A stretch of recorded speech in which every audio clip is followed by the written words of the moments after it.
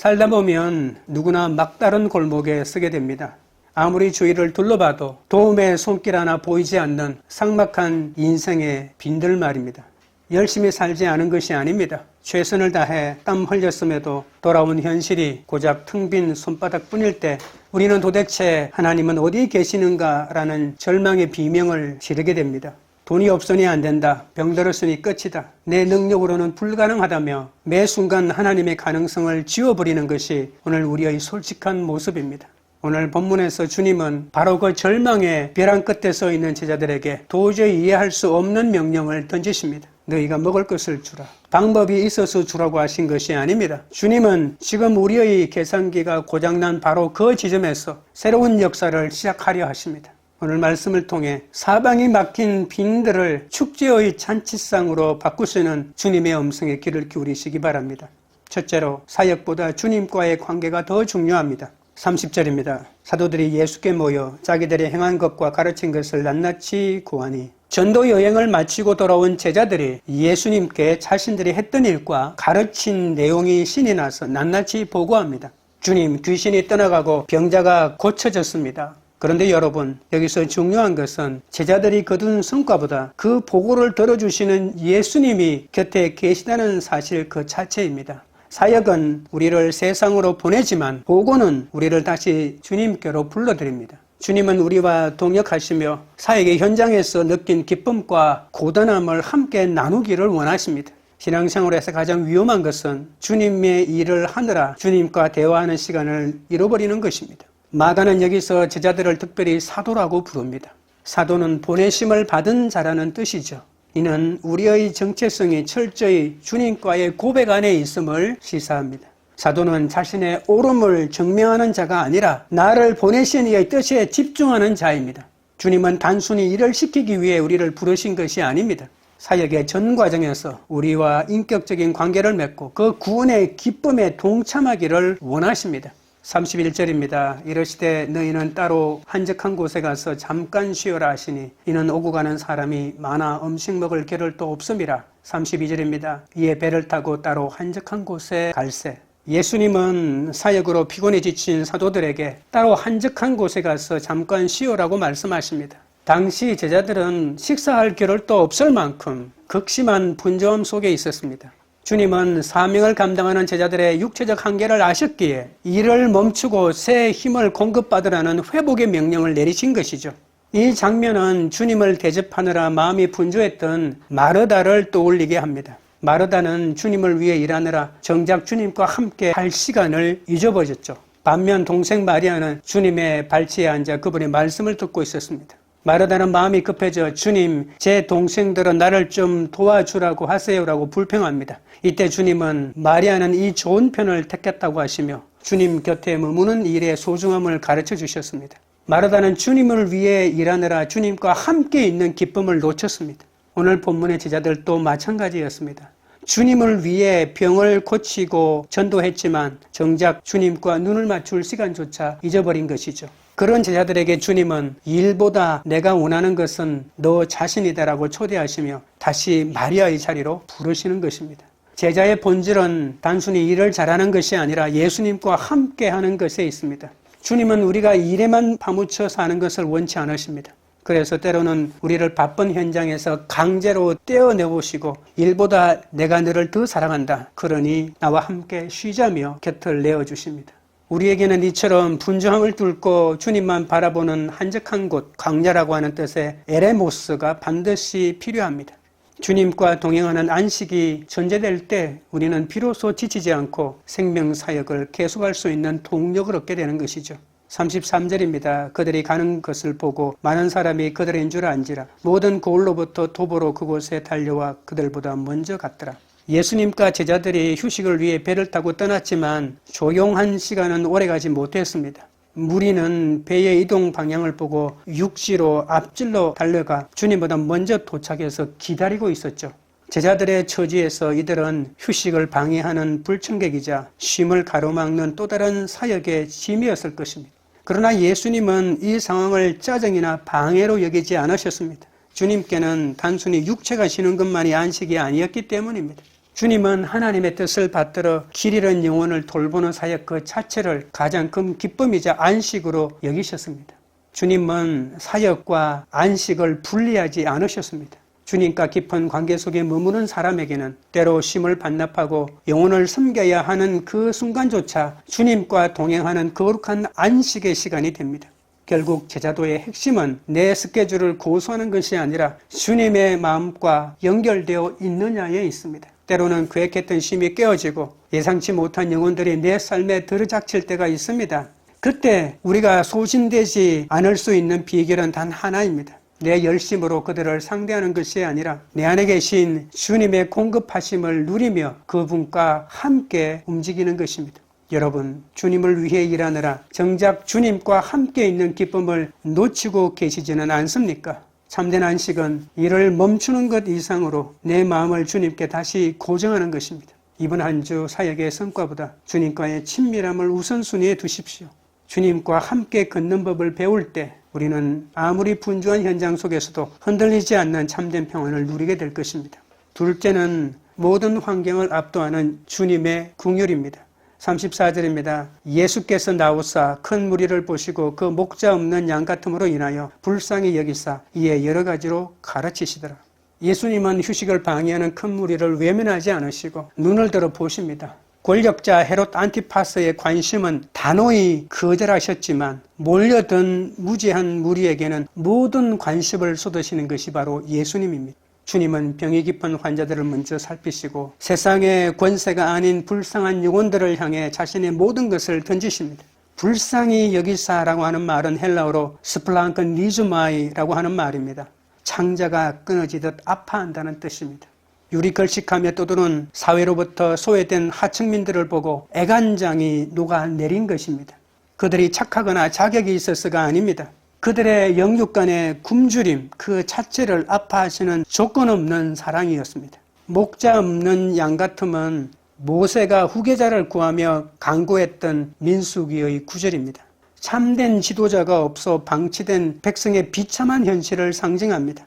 자기 배만 채우던 거짓 목자들을 대신해 하나님이 직접 양떼를 찾으러 오시겠다는 에스겔 34장 약속에 성취하는 장면 아니겠습니까?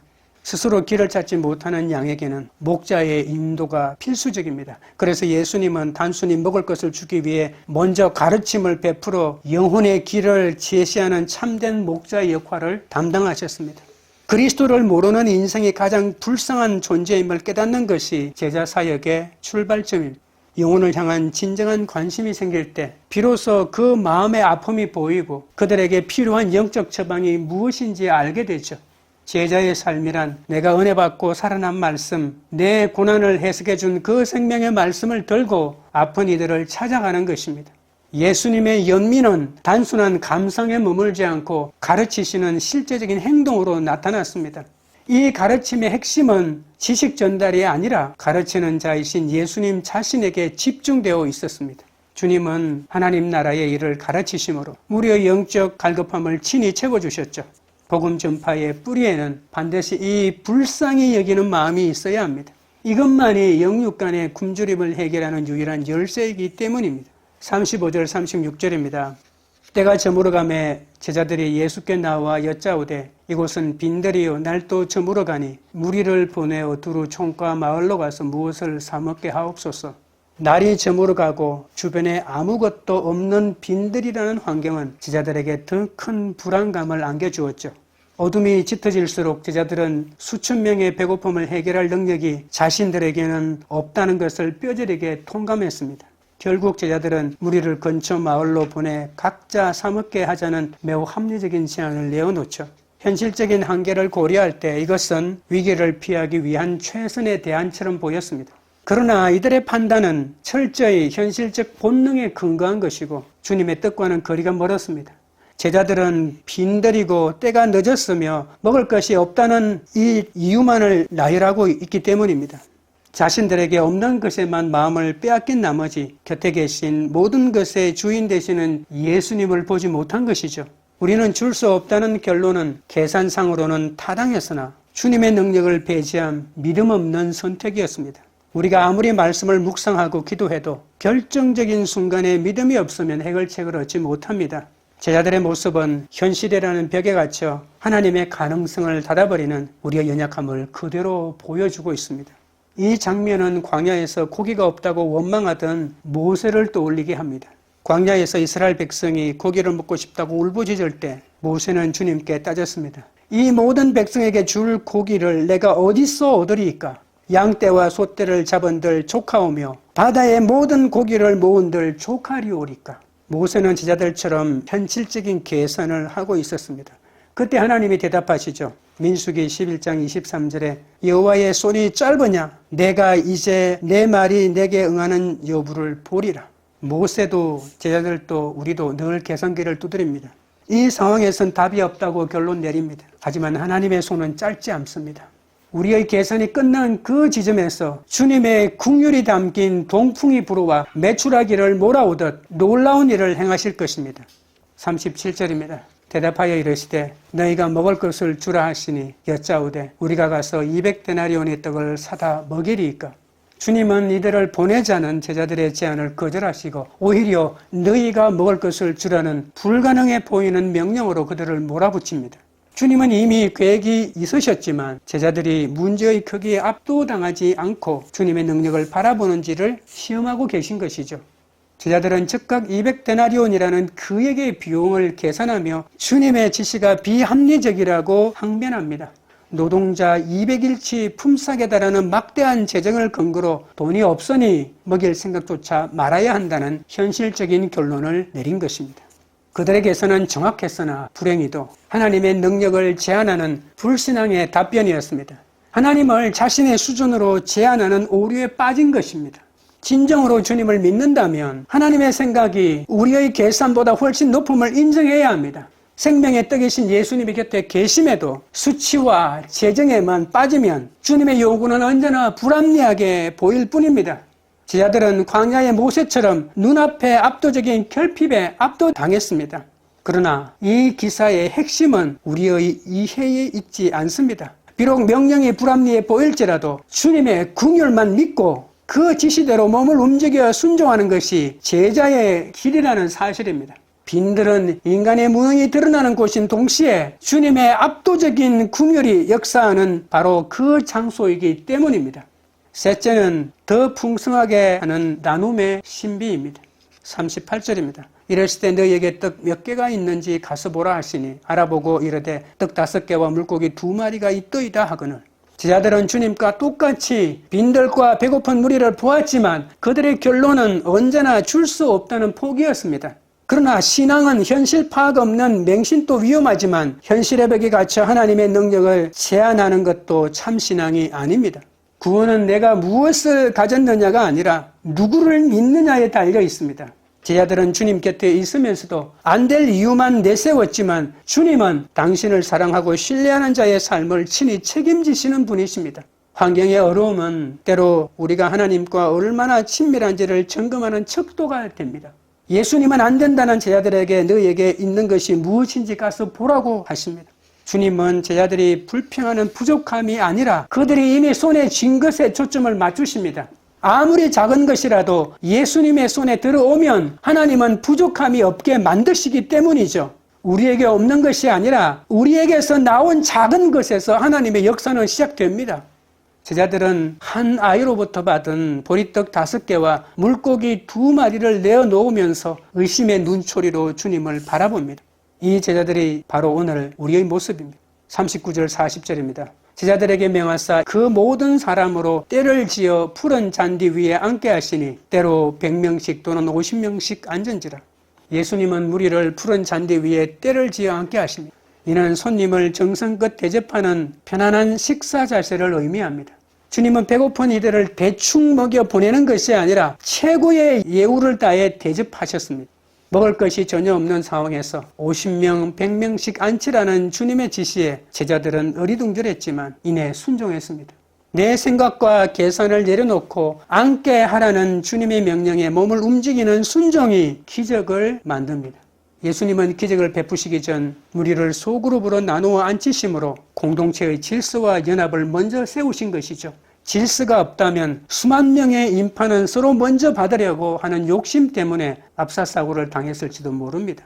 공동체가 주님의 질서 안에 연합할 때 비로소 우리는 서로에게 나누어주는 인생이 되는 것이죠.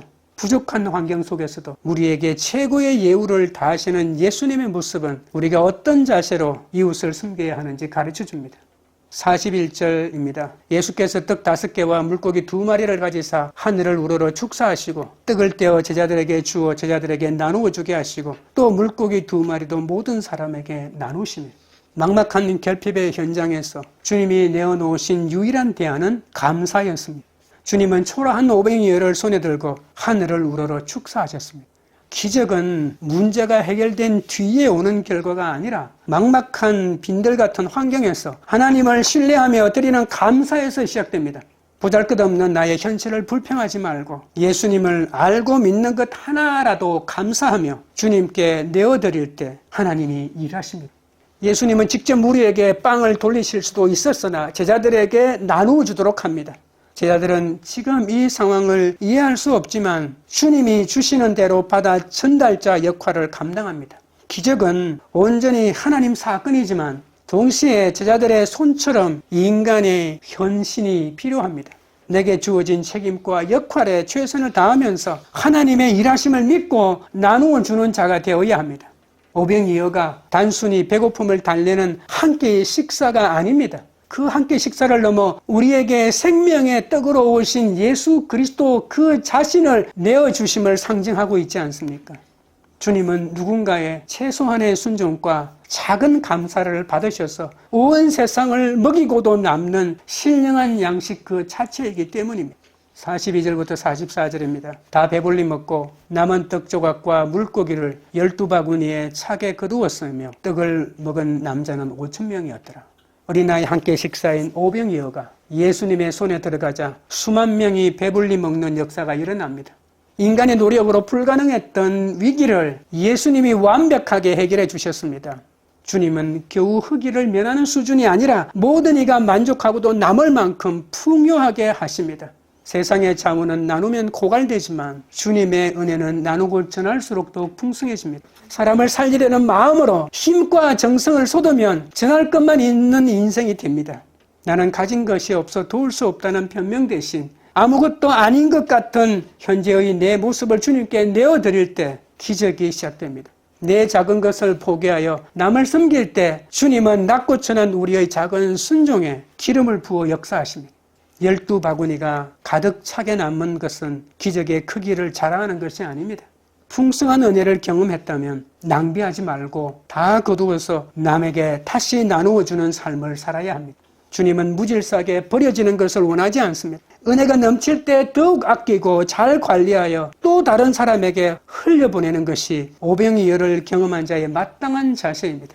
사람들은 예수님에게 민족의 독립을 위해 군사를 일으킬 혁명가를 기대했지만 예수님은 손수 아낌없이 먹이시는 목자의 길을 택하셨습니다. 예수님은 혁명을 일으키는 왕이 아니라 연민의 마음으로 백성을 채우시는 참된 목자이십니다. 나에게 있는 가장 작고 사소한 것을 주님과 나눌 때 하나님은 그것으로 온 세상을 먹이시는 기적을 베푸십니다. 말씀을 맺겠습니다. 사랑하는 성도 여러분, 오늘 우리가 서 있는 인생의 자리가 혹시 먹을 것도 없고 날마다 저물어버린 빈들입니까? 내 손엔 고작 보리떡 5개 뿐인데 책임져야 할 현실은 200데나리온으로도 부족한 막막한 상황입니까? 기적은 우리가 가진 것에 양해 있지 않고 그것을 누구의 손에 맡기느냐에 달려 있습니다. 사역의 분주함보다 주님과의 관계를 우선하십시오. 내 계산기의 수치보다 나를 불쌍히 여기시는 주님의 궁교를 더 크게 신뢰하십시오. 그리고 보잘것없는 나의 작은 것을 주님 손에 올려드리는 나눔의 순종을 시작하십시오. 주님은 우리의 빈들을 외면하지 않으십니다. 우리가 주님의 마음과 연결되어 작은 감사를 드릴 때 주님은 우리의 메마른 광야를 풍성한 축제의 잔치상으로 바꾸어 주실 것입니다. 이번 한 주 빈들에서 기적을 만드시는 주님의 손을 붙들고 승리하시길 축원드립니다. 찬양드리고 기도하겠습니다. 하나님 아버지, 주님을 믿는다 하면서도 위기의 순간마다 하나님보다 내 계산기를 먼저 두드렸음을 고백합니다. 육신의 안일과 환경의 변화에만 몰두하느라 영원한 하나님 나라와 구원의 기쁨을 놓치고 살았습니다. 우리의 불신앙을 용서하여 주시옵소서. 아무리 바쁘고 험한 일상일지라도 날마다 한적한 곳에서 주님과 대면하는 말씀의 안식을 결코 포기하지 않게 하여 주시옵소서. 주님, 내 손에 쥔 오병이어가 초라해 보여 감사하지 못할 때가 많았습니다. 그러나 기적은 양에 있지 않고 주님의 손에 있음을 믿습니다. 부족한 현실 앞에서도 주님을 신뢰하며 먼저 감사하는 마음을 주시옵소서. 내가 할 수 없는 일을 주님은 아시오니 우리의 작은 순종을 통하여 영육이 굶주린 가정이 살아나게 하시고 평생에 나누어 줄 것만 있는 인생으로 축복하여 주시옵소서. 또한 우리에게 예수님의 시선을 허락하여 주시옵소서. 내게 찾아오는 이들을 목자 없는 양처럼 불쌍히 여기며 내가 대접받고 싶은 대로 먼저 섬기는 긍휼의 마음을 허락하여 주시옵소서. 하나님의 생각은 우리의 계산보다 훨씬 높음을 인정하며 모든 순간 주님의 통치를 신뢰하며 겸손히 구원의 길을 걷게 하여 주옵소서. 광교리들 교회를 위해 기도합니다. 우리 공동체가 환경의 벽에 갇히지 않고 세상의 환호에 마음 빼앗기지 않으며 오직 잠잠히 주의 음성에 귀 기울이는 신실한 일꾼들의 집이 되기 원합니다. 오늘 우리가 내어놓는 작고 사소한 헌신이 어두운 세상을 밝히는 진리의 빛이 되고 오병이어의 은총으로 흘러가기 원합니다. 우리 인생의 목자 대신 예수 그리스도 이름으로 기도드리옵나이다. 아멘.